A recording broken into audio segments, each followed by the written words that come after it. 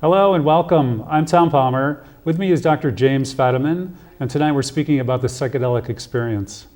Thank you for coming, Dr. Fadiman. It's my pleasure. We're very glad to have you. So, you wrote a book called Psychedelic Explorer's Guide. Thank you. Yes. Safe, Therapeutic, and Sacred Journeys. Yes. And what motivated you to write that book? Well, I realized at some point I was starting to do a memoir about all the interesting people I'd ever known and all the people I'd used drugs with and so forth and so on. And then I realized that nobody cared. And then I thought, do I know anything that other people don't know? And I realized that I had actually done psychedelic research in pretty much all four major areas, and that no one else who's still around at least had ever done that. And so I actually knew things that people needed to know. If they're going to use these materials legally or not, they should do it safely. And there's also ways of using them that most people really are unaware of. And so that's how the book came out. And a bit about your background. You were one of the last LSD researchers, or you were researching in the 60s when they made it illegal. Yeah. LSD was legal, and when I was a graduate student at Stanford, I was also working with a group in Menlo Park called the International Foundation for Advanced Study, IFAS, not to be confused with the one in Harvard, which was known as IF. And we had permission from the government to work with people therapeutically. And we were using high doses for people that understand about LSD. That was like 400 micrograms. And we were giving them what about 80% of them said was the most valuable experience of their life. And so that's what we were allowed to do. And then we moved to working with scientists on scientific problem solving, which is a whole other area. And during those studies, the government shut us down and every other research project in the country. So that was my start. So everybody got the letters at the same time. Everyone got a letter from the government that said, as the receipt of this letter, your research is canceled. Your investigational drug license, so to speak, has just been pulled. And at that point, we had 4 senior scientists in our little living room setup, lying down with headphones, and we were about to get them up and give them the chance to work on their problems they'd brought in that had been obsessing them for months. Here was this letter, here were the scientists, and I said to the group, I was kind of the youngest member, I said, I think we got this letter tomorrow. And we got it the next day. Right. And worked with those 4 guys, and that's when that research ended. What percentage of those people had breakthroughs in their thinking? It was well below 90%, like 88%. We had, out of that group, we had patents, we had publications, we had products, and the reason we picked hard scientific problems is then we didn't have to evaluate it, we didn't have to do psychological tests, we didn't have to have judges. We simply said to the people, was this valuable? And one of the ways we knew it was valuable is very often we'd have one member of a working team, say at Hewlett-Packard or at Varian or at Stanford Research Institute, and the next week we'd get calls and said, we're working with this guy, we'd like to be subjects in the research as well, because he came back with real improvements in what we're doing. And that was incredibly exciting, to be giving people the chance to use the analytic part of their minds, not the psychotherapeutic and the spiritual, which we'd also worked with, but just the part that makes a difference in the material world by inventing things. And that was terrific. And not all that well known, but there are 2 Nobel Prize scientists who have acknowledged LSD use as pivotal for what they got their Nobel Prizes for. So this material was a lot more useful than the government has ever admitted. Francis Crick was one of those 2. Francis Crick had visualized a single helix, kind of all by himself, but according to Francis, with 100 micrograms of LSD or something like that, a double helix, wow. And the other is Carey Mullis, who basically said, I didn't use LSD when I made the discovery for which I got the Nobel Prize, But by that time, I had learned by my use of LSD how to get inside molecules and look around. So I suspect there's some other Nobel Prize winners out there who are not talking. Oh, Francis Crick didn't want it known until after his death. Right. It was but the group that he was with in England, they were among, as graduate students will do, they were using LSD, recreationally primarily, but you can't have really, really smart guys using something like this without their saying, I wonder how this works on the smart part of my mind. Dr. Fadiman, what do you think it is about the psychedelic experience that opens up these avenues of exploration? Well, for the past 40 years, I have a very correct answer, which is I'm the faintest idea. But this year, there's a study in England where they took psilocybin and they basically injected it into people. And when you use it that way, it has about a 15-minute, a very intense high. And during that 15 minutes, they were monitoring cerebral blood flow, meaning what parts of the brain are getting nourished, what parts of the brain are getting less nourished. And we always thought that what happened is the parts dealing with sensory awareness and sensuality and things like that would get this explosion of extra energy. Turns out we were totally wrong. What happens is the parts of the brain that are most interested in personal identity and limitations get undernourished. So the natural amount of information that's always ricocheting around the brain is actually experienced. And what's fascinating is people experience this blissfully, even though their personality at that point is at a minimum. So it reduces the ego. It seems to get the ego out of the way, just like every spiritual system we've ever heard of says is necessary. Yes. Yeah. And then the boundaries just go away. And well, when the boundaries go away, then the question is how far out do you extend? And right. The answer is that you are clearly connected to everything. Just obviously, I'm connected to this chair, the chair is connected to the floor is connected to the studio, to the street, to Berkeley, and so forth. That's obvious intellectually, even though we don't think that way. But if you can feel and sense that you're actually part of this huge matrix, then you have different capacities to think and feel within that larger matrix. So Aldous Huxley put it as a reducing valve. You know, our minds experience this all the time, but it would be very hard to make a living in this world if you experience that all the time. Well, one of the things we know is that bliss is not a steady state. And that if you're in a state of ecstatic bliss and awareness and feeling wonderful about everything, there's not a lot of ambition in that state because everything's fine. In fact, when you then look at almost everything, you see the beauty in it.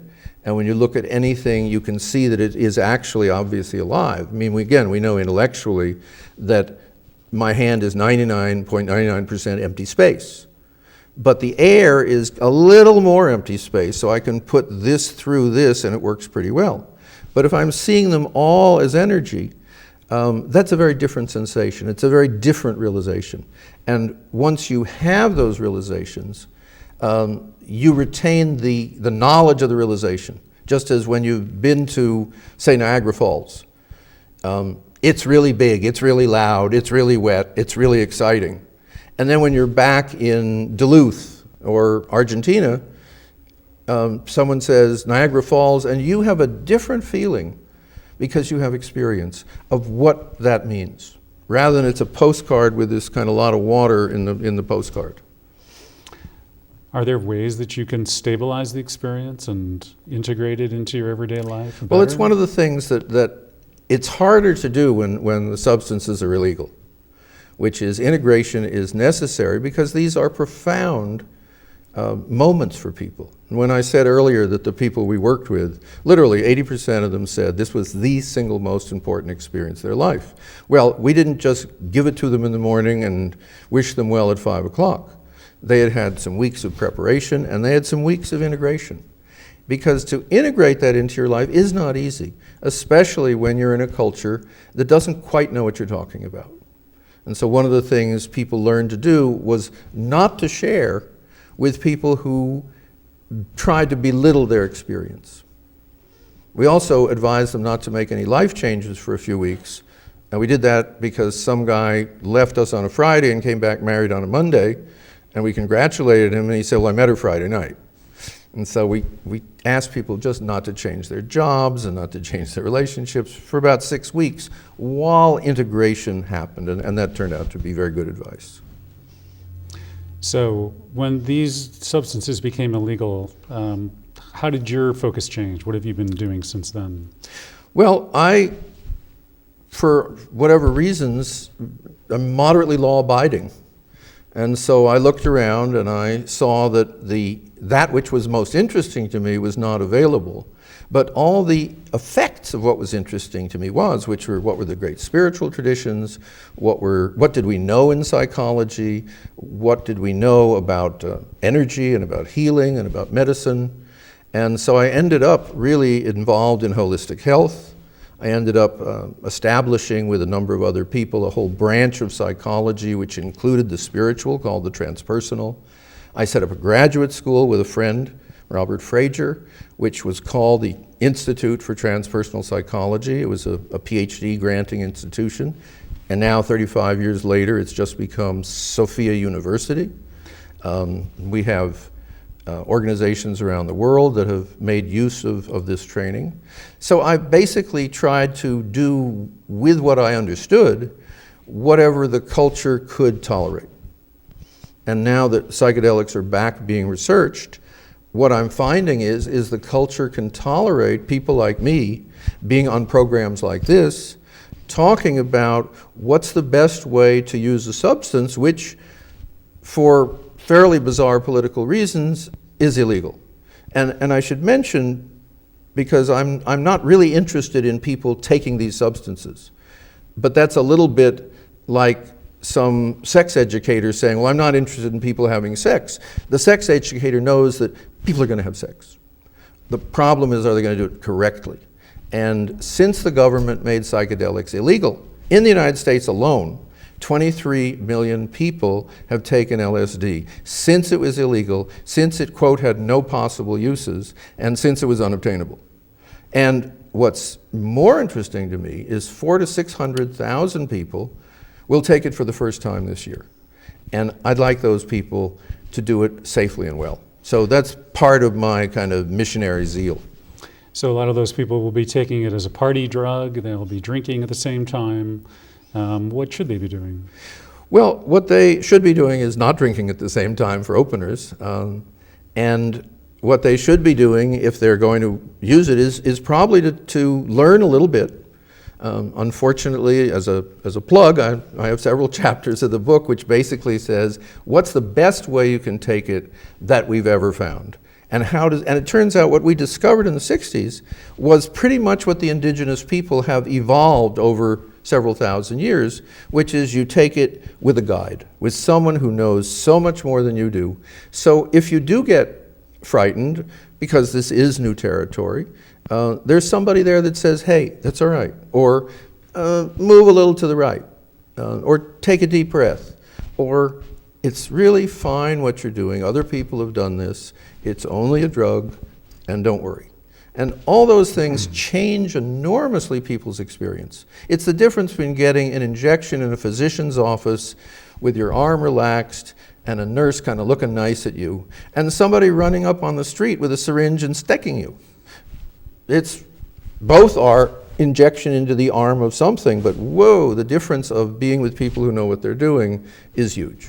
So setting. Set, which is what do you intend to get out of it? And if it's recreational, hopefully you're taking a low enough dose so you won't get in trouble.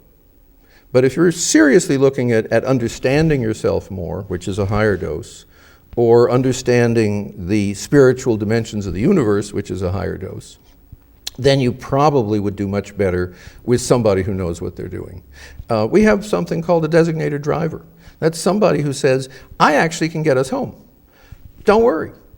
And being a designated driver is a very honorable profession, and it's wonderful because I'm like a right-wing fanatic about guiding, and here I am in this wonderful progressive left-wing area, the culture of psychedelics, kind of saying, over here, if you're going to do it right. Right. Should you start with a low dose if you're new to it? Well, I don't know, because I don't know anymore even what a dose is. But it really, again, depends on more of what your intention is and what your situation is. Because set, the word you use, and I use it all the time, is kind of mental attitude. Setting is what's the ambiance, what's the atmosphere, what's the situation.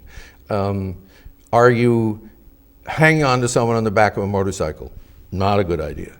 Are you in a national park near a waterfall? Better. Are you with people, several of whom really know their way around, and perhaps someone has given you music to listen to and is there just to be for you? Better yet. So the question of dose is another question, and obviously taking more both increases the possibilities, but it also increases the risk. And above a certain amount, it's simply what people say, oh, you should try a whole lot, kind of macho. And the answer is, well, if you try a whole lot, two things are wrong. One is you won't remember anything, meaning you won't bring anything back. And two is you're wasting a lot of really good material. It's kind of like saying, this is really expensive scotch, I'm going to pour it on my head.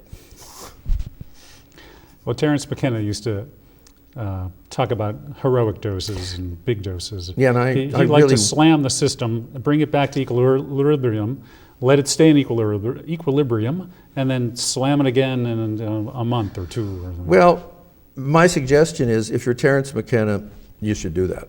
But I've never met anyone else who has actually said this, quote, heroic dose was a good idea.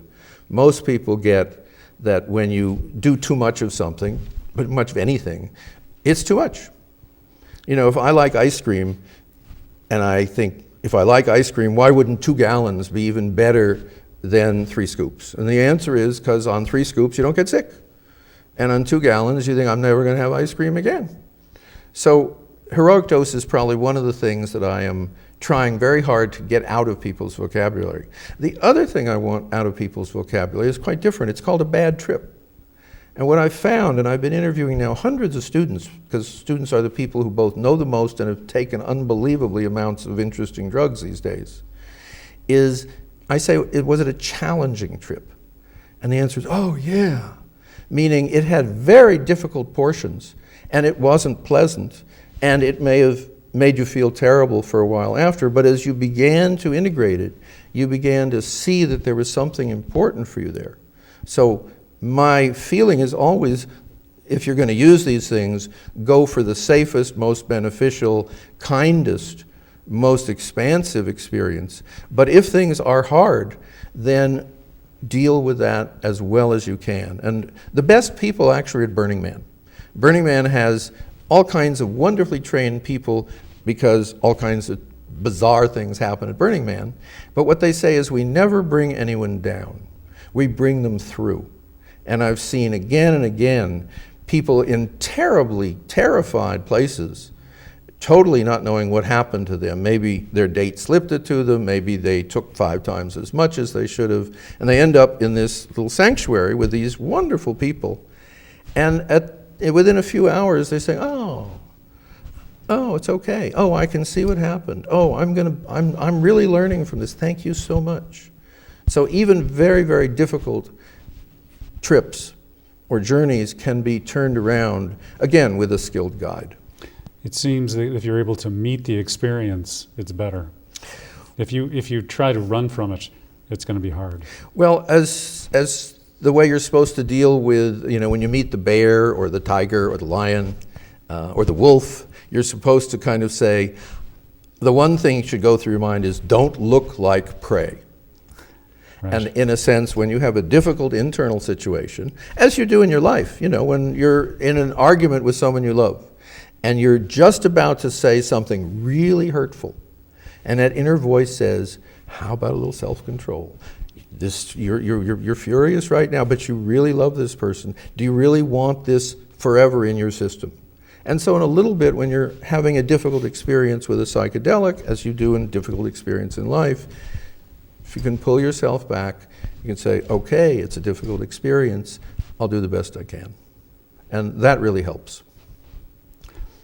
Dr. Fadiman, could psychedelics have use for people who've had traumatic experiences, returning veterans, things like that? Well, there's psychedelics, which are kind of, there are various technical ways of describing them. There's also ecstasy. And ecstasy is like a kind of psychedelic, which is you don't lose track of your personality, you don't lose track of your identity.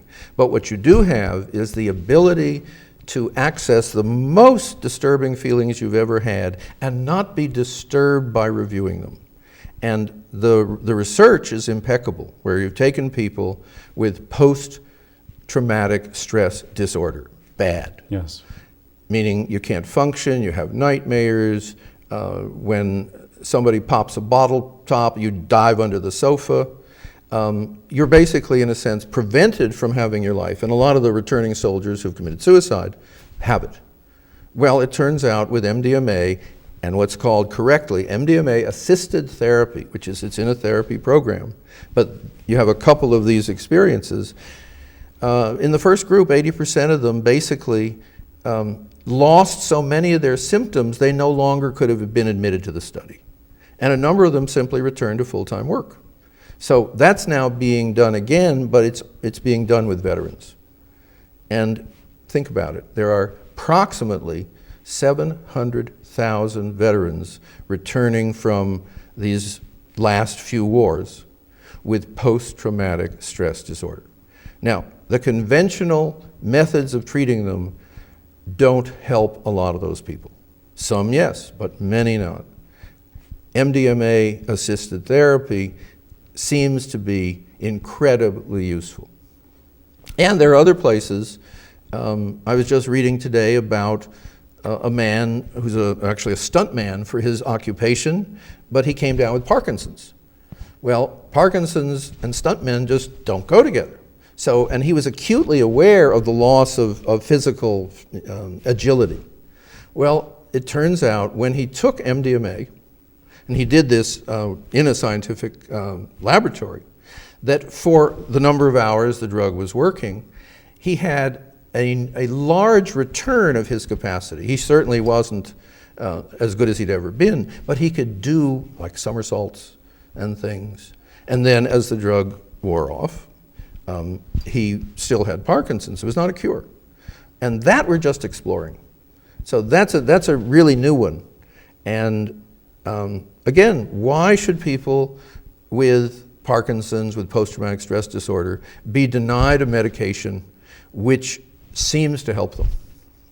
So would you agree that people need to speak up and make some noise for their rights?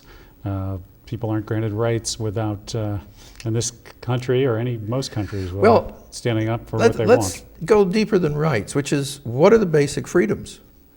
And I don't think there's an argument. I've been on some wonderful right-wing programs, and I start with what are basic freedoms, and I say, should you be allowed to get closer to divinity? Okay, all the right-wing shows say, yeah, that's cool. And I say, and should you be allowed to understand the natural world? Should you be allowed to do science? Should you be allowed to discover and create? Yeah. And should you be allowed to explore yourself and know your own soul? Sure. And I say, well, turns out psychedelics are an incredibly useful tool in those three areas. They allow you to get closer to divinity. They allow you to understand yourself and to actually alleviate a lot of what we would call kind of garden neuroses. And they allow you, particularly as we did with Crick and problem solving, to really explore the natural world with an advanced tool. So in some sense, when people say, you shouldn't use these because the government put them on a schedule, I guess my answer is, if they put a microscope on the schedule, would you assume that it had suddenly turned into a bad instrument? So yeah, those who make no effort to retain their rights historically don't keep them too long. Is there an organized movement like the Legalizing Marijuana movement? No, there's actually an incredibly disorganized movement. Yeah. When I say 23 million people, what's lovely is when you write a book about psychedelics, when you write any book, you kind of go around and total strangers kind of get book in the face. And what I do, since I do that to people, the number of people who respond and say, hey man, or I did that in college. I mean, you sit next to someone on a plane who you know must be a hedge fund manager who is screwing some small country by selling them bonds that are worthless. And you put your little book up and he looks at you like you are scum. And then there's this funny thing that happens, which is this little kind of, oh. And he says, you know, in college once, I took, I think it was psilocybin, it was mushrooms. And I remember I was running down the street about 4 a.m. I was naked. And I was yelling, what are you all doing up there, hiding in your clothes? And then you kind of watch it, you know, kind of the shape shift again. And there's the guy looking at you, and you don't say anything. You just say, would you like a copy of this book?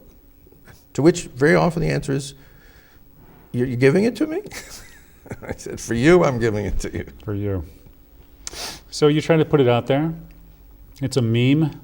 It's a good meme. You know, hopefully the culture will pick it up, right? Well, it's a return to a lot of the memes that the 60s attempted.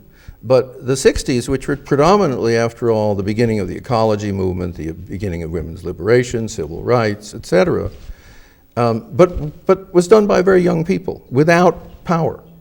And what's true now is that those young people who had those experiences are now, they're the judges, they're the DAs, they're the people in Drug Enforcement Administration, they're the cops. So that the young people now who are taking charge are getting a lot more support than our generation did. And that is an extremely positive part of what we're doing. Well, Dr. Fadiman, we have about 3 more minutes, and there's so much I'd like to talk to you about. One thing that had occurred to me to mention was the distinction between a psychotropic, a naturally occurring plant, psilocybin plant like the mushrooms, or say peyote cactus, versus LSD, which is made in a laboratory. Is there a useful distinction between them? Well, not much. I remember one of the health food books saying that the molecule of vitamin C, when it gets into your cell, doesn't know whether it was made in a laboratory or an orange. And so the question is, what does the molecule do? And the answer is synthetics and plants have much of the same effects. The difference is the plant has all kinds of other fascinating things that we haven't explored. Peyote, for example, has mescaline. We know about that. But it has 43 other alkaloids. And nature put them there for some purpose. And we're just beginning to be able to handle that complicated a kind of biological and pharmacological question.